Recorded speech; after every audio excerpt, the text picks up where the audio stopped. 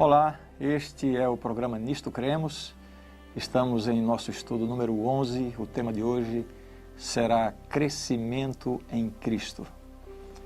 O meu sobrinho Lucas nasceu alguns dias depois do Renan, que é o meu filho mais velho. Logo ao nascer, foi diagnosticada uma infecção muito grave nele. Poucas horas depois, ele foi levado para a UTI. A mãe recebeu alta no dia seguinte, mas o bebê permaneceu no hospital. Ficou na UTI por 15 dias e durante esse tempo perdeu muito peso. Chegou a perder cerca de 20% de seu peso. Diagnosticada a infecção e depois de tomar antibióticos, a criança foi se recuperando aos poucos. Só depois de 17 dias de nascida é que recebeu alta e pôde ir para casa. Os pais, o meu irmão e minha cunhada, ficaram muito preocupados, achando que ele seria desses meninos de saúde frágil, com crescimento prejudicado e outras coisas assim.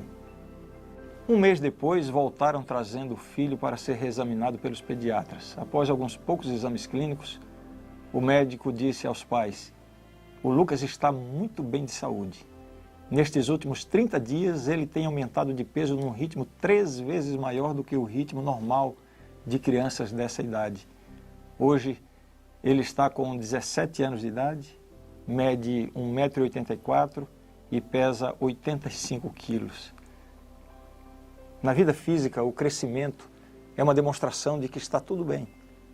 As pessoas crescem, as plantas crescem, os países se desenvolvem e crescem.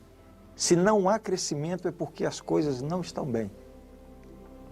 Na vida espiritual é a mesma coisa.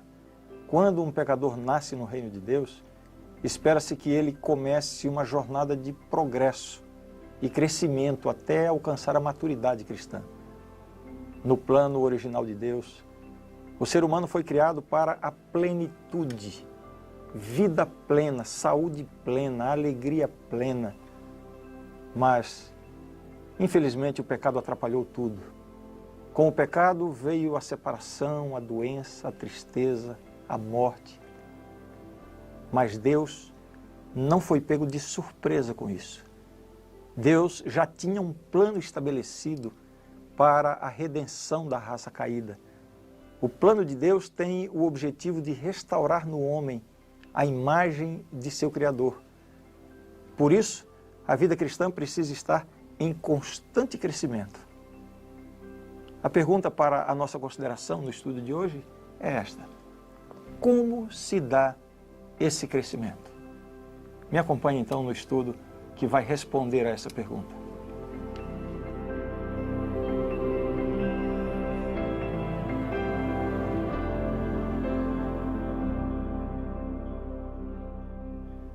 Nós vamos falar agora do paradoxo da vida cristã. A vida espiritual começa com a morte. Aliás, começa com 2 mortes.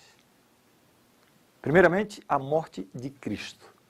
A morte de Cristo possibilita ao pecador a libertação do pecado e das forças de Satanás, e então promove a reconciliação com Deus. E a segunda morte é a morte do eu, quando o pecador renuncia às suas preferências e decide se submeter completamente à vontade de Deus. Ele então toma posse da vida que Cristo oferece. Vamos comentar em mais detalhes cada um desses aspectos. Primeiramente, a morte de Cristo. Em sua vida, Jesus se defrontou diversas vezes com Satanás e venceu cada um desses confrontos.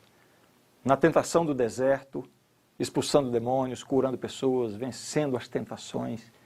Mas foi na cruz que Jesus derrotou definitivamente Satanás. A morte de Jesus obtém vitórias em vários aspectos. E é muito importante a gente entender isso. Em primeiro lugar, torna possível o perdão dos pecados. Essa é uma das grandes vitórias alcançadas na morte de Cristo. Veja o que diz a passagem bíblica de Colossenses capítulo 2, verso 13.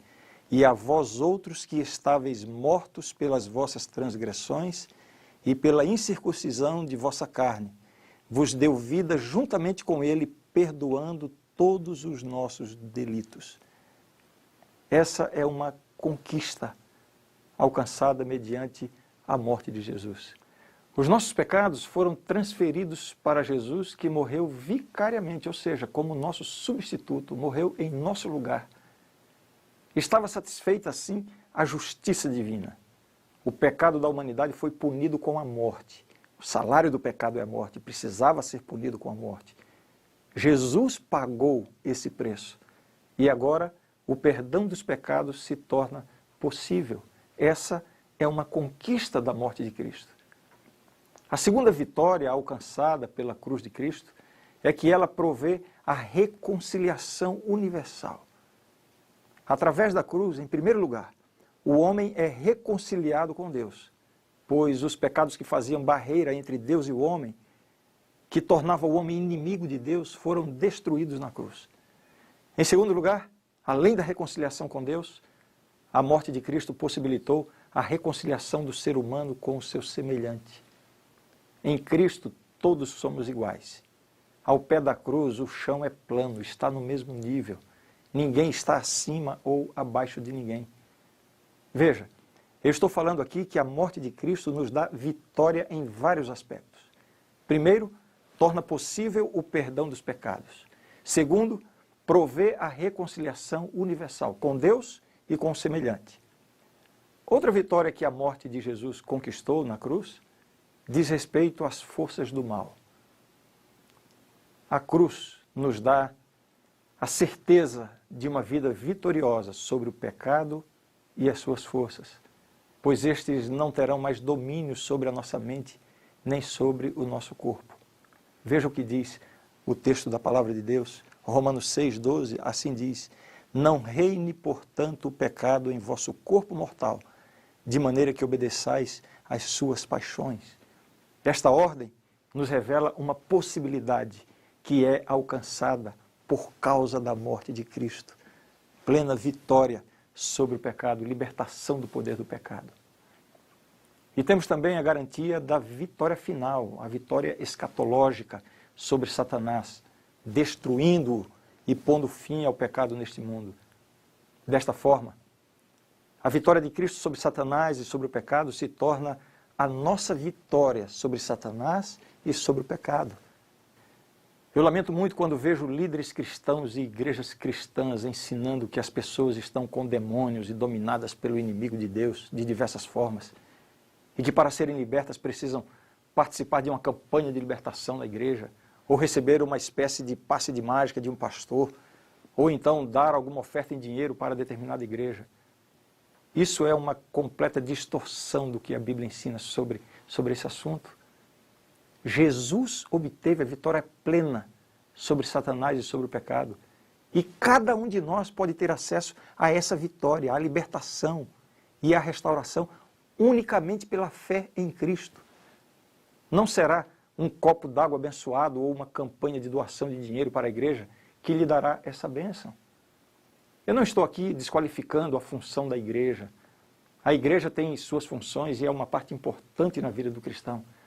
Mas não é papel da igreja querer oferecer ao pecador o que ele pode obter diretamente de Deus, mediante a fé.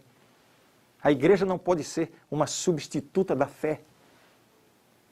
Bem, eu falei no início que a vida cristã começa com duas mortes. Lembra? A morte de Cristo e a morte do eu. Já vimos sobre a morte de Cristo, as vitórias alcançadas mediante a morte de Cristo. O que dizer então sobre a morte do eu? O que significa isso? O Novo Testamento repete inúmeras vezes um conceito que é fundamental na vida do cristão. O conceito é: ao aceitar Jesus como Salvador, o cristão permite-se morrer para nascer novamente, o novo nascimento. Veja o que diz o texto bíblico, Gálatas 2, versos 19 e 20. Porque eu, mediante a própria lei, morri para a lei, a fim de viver para Deus. Estou crucificado com Cristo, logo, já não sou eu quem vive, mas Cristo vive em mim. E esse viver que agora tenho na carne, vivo pela fé no Filho de Deus, que me amou e a si mesmo se entregou por mim. Mudanças radicais acontecem na vida de quem aceita Jesus como seu Salvador. É uma nova vida. Acontece aqui uma morte e um renascimento. A morte do velho homem, a velha vida de pecado, de desobediência, de transgressão. Aquela vida que ficava apegada às coisas do mundo e do mal. E agora, uma vida renovada, uma nova vida de libertação e de vitória. Olhando para a Bíblia, nós encontramos tantos exemplos. Simão, o hesitante, transforma-se em Pedro, o corajoso. Saulo, o perseguidor, torna-se Paulo, o proclamador. Tomé, o incrédulo, torna-se missionário além-mar. E isso não aconteceu só no passado. Com certeza, você conhece alguém que mudou radicalmente quando se encontrou com Jesus. Quando Jesus convida alguém a segui-lo, convida para entregar sua vida e viver uma vida nova. Convida para deixar para trás tudo o que considera valioso. Veja o que disse esse escritor.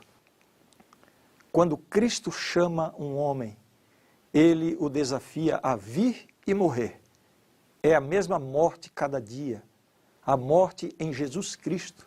A morte do velho homem que atendeu o seu chamado. Uma expressão muito clara dessa experiência que acontece na vida de um pecador, antes aprisionado pelo pecado e pelo mundo, e agora vivendo uma nova vida em Cristo. Esta é a nova vida em Jesus Cristo. Uma das maiores incompreensões sobre a vida cristã é que a salvação foi conquistada por Cristo lá na cruz e pronto. Nada mais acontece, nada muda na nossa vida. E na verdade não é assim. Aceitar a graça salvadora de Jesus produz dois efeitos no ser humano: a morte do eu e a produção de uma nova vida. O pecador aceita o perdão, aceita a remissão dos seus pecados. Deus se esqueceu de sua culpa e lhe concedeu o direito, por Jesus Cristo, à salvação. E depois disso, como vai ser o dia a dia dessa pessoa? Vai viver da mesma forma que vivia antes, no mundo de pecados? Não! Vai viver uma nova vida. Uma vida como foi a vida de Cristo. Por isso que o apóstolo disse: vivo não mais eu, mas Cristo vive em mim. É esse o sentido do conceito de crescimento em Cristo. E essa experiência tem alguns marcos, algumas características. Vejamos quais são os marcos do crescimento em Cristo. O primeiro marco do crescimento em Cristo é uma vida no Espírito. São João, capítulo 3, verso 5 diz: respondeu Jesus: em verdade te digo, quem não nascer da água e do Espírito não pode entrar no reino de Deus. A espiritualidade cristã não é uma fuga para um mundo de misticismo, como alguns pensam, e como tantos têm vivido e viveram no passado. A espiritualidade cristã é um chamado para viver a vida de Cristo neste mundo, em nossa comunidade, em nossos lares. É uma vida de rejeição dos desejos carnais, prostituição, impureza, lascívia, glutonarias, bebedices, para uma vida de virtudes.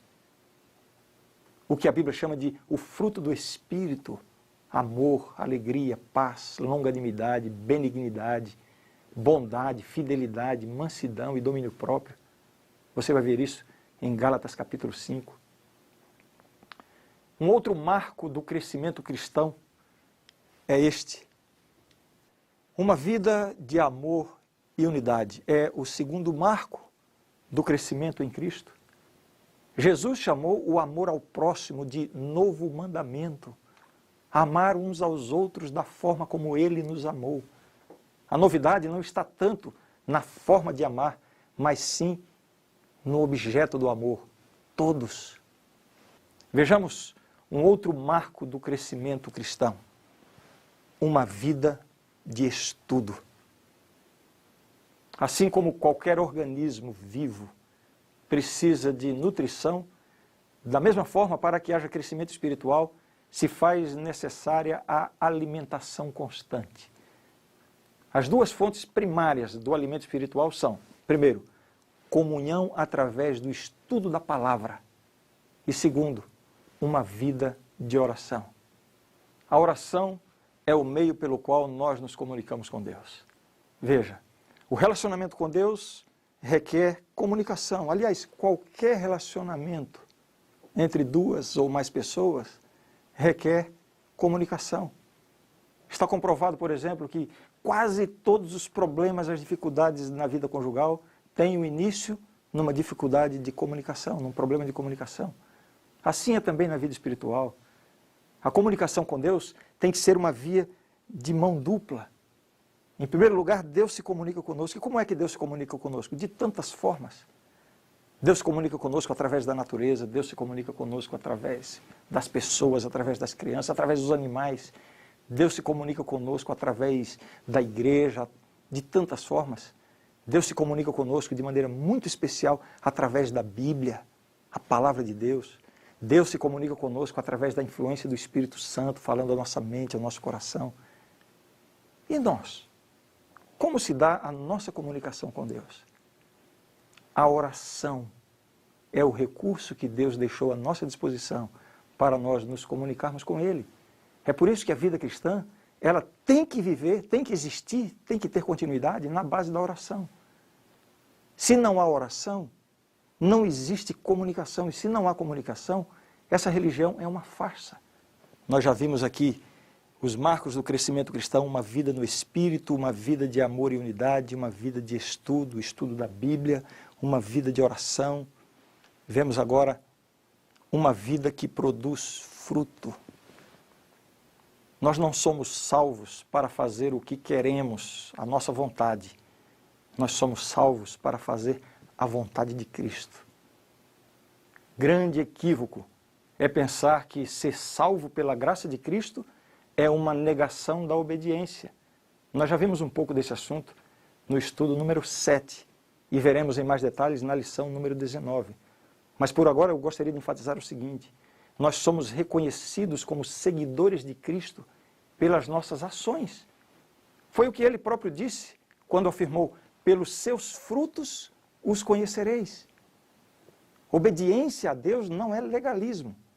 Jesus obedecia fielmente à vontade do Pai e não era legalista. Ele mesmo disse: tenho guardado os mandamentos de meu Pai e no seu amor permaneço. São João, capítulo 15, verso 10. Essa mesma relação entre o Filho e o Pai deve existir entre nós e Cristo.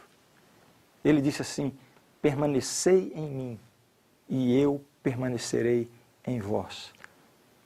Produzir frutos, ações de acordo com a vontade de Deus, é estar em Cristo e é sinal do crescimento em Cristo.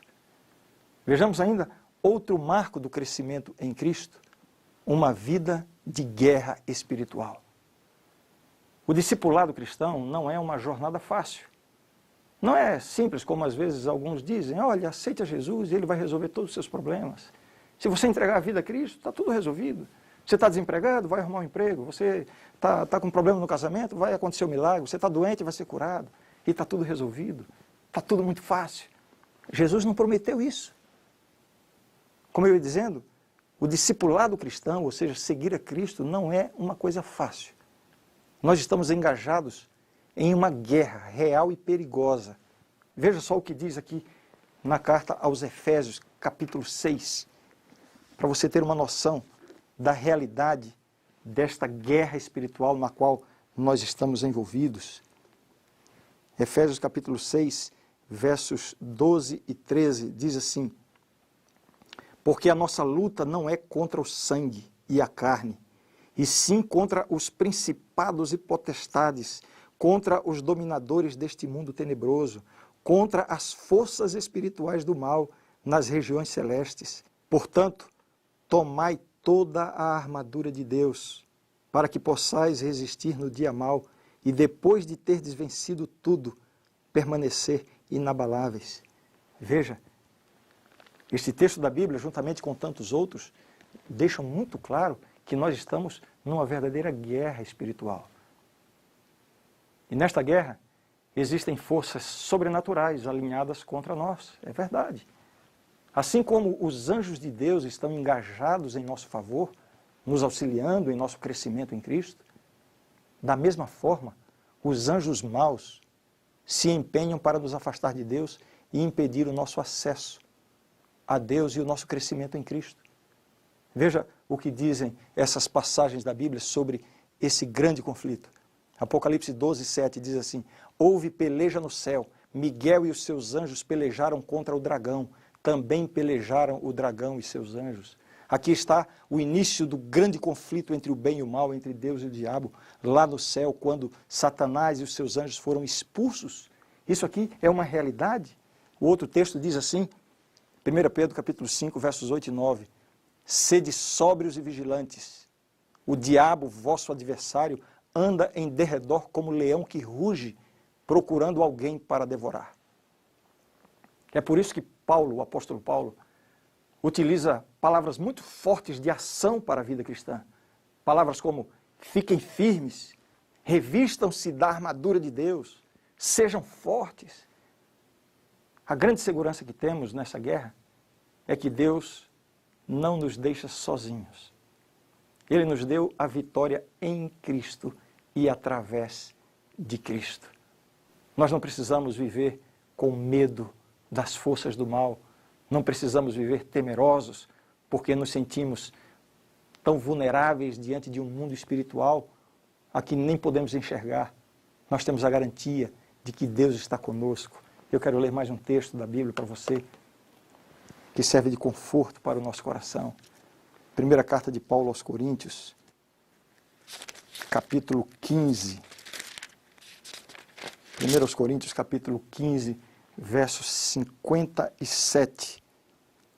Assim diz essa passagem, esse texto da palavra de Deus. Graças a Deus que nos dá a vitória por intermédio de nosso Senhor Jesus Cristo. Em Cristo nós temos a vitória.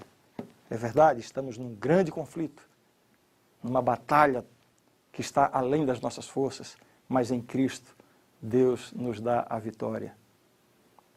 Ele nos deu a armadura para enfrentar o inimigo.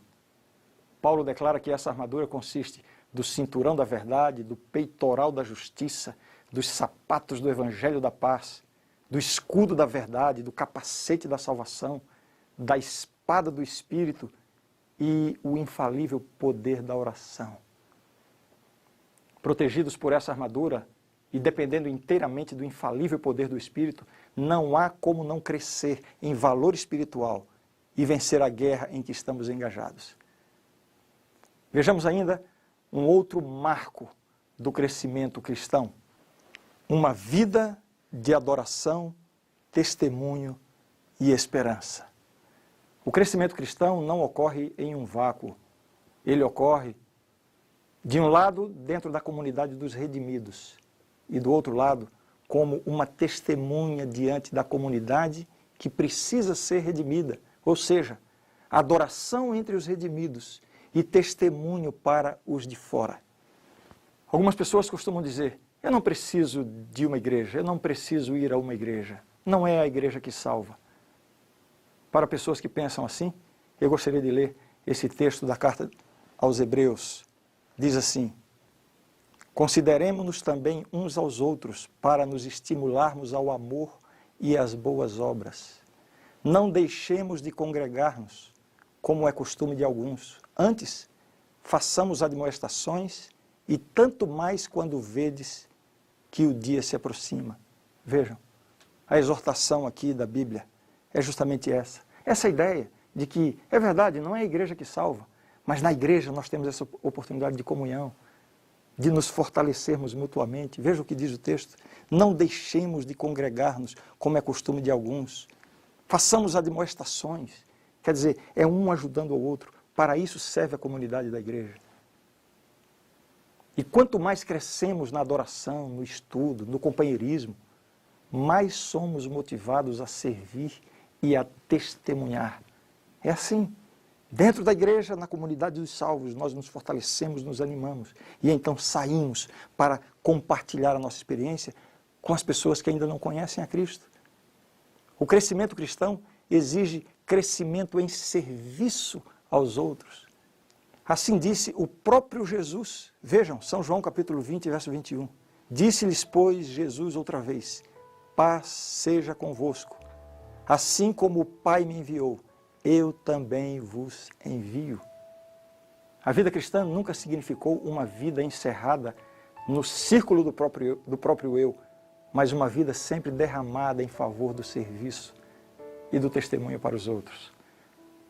Crescer em Cristo, portanto, é um crescimento em antecipação e esperança na consumação final da experiência redentora no reino futuro de Deus. Eu tenho certeza que é esse o desejo do seu coração. Fazer parte desta comunidade de santos. Os santos, aqueles que foram separados para um propósito especial com Deus. Aqueles que recebem o perdão dos pecados. E aqueles que se colocam nas mãos de Deus para serem uma bênção na vida das outras pessoas.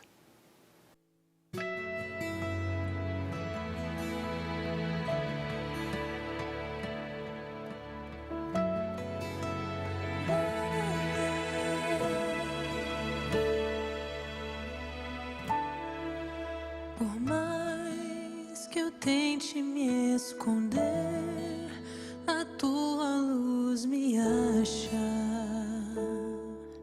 Seja onde for, cada passo que eu dou é uma queda maior. Só você vê o meu valor. O que será de mim, Senhor? Não há nada de bom aqui. Por isso eu sei que preciso de ti pra me levantar quando fraca estou. Contigo abro as asas pra voar. Contigo posso andar sem tropeçar. Contigo posso a tempestade suportar. Contigo minha vida encontra paz.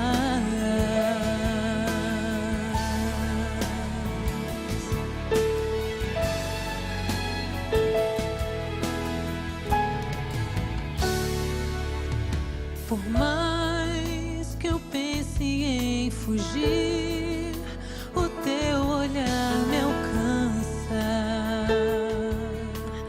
Seja onde for, o caminho que escolhi me faz sofrer. Só você pode me ajudar. O que será de mim, Senhor? Estou perdida sem direção.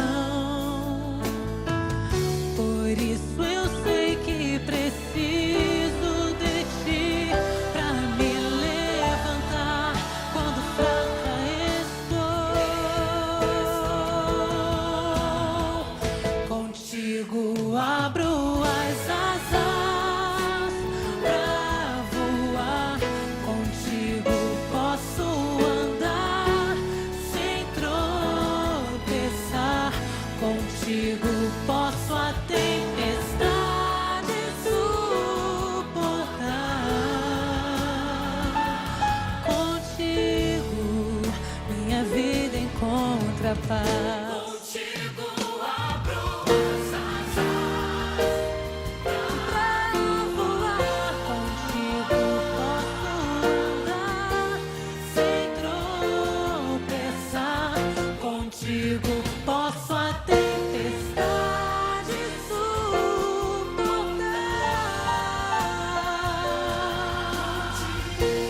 Contigo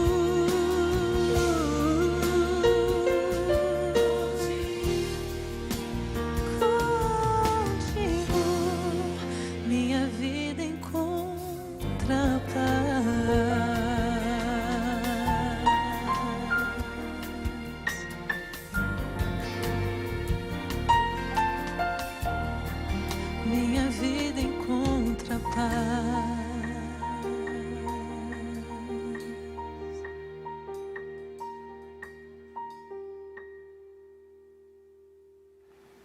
A grande verdade do estudo de hoje é esta.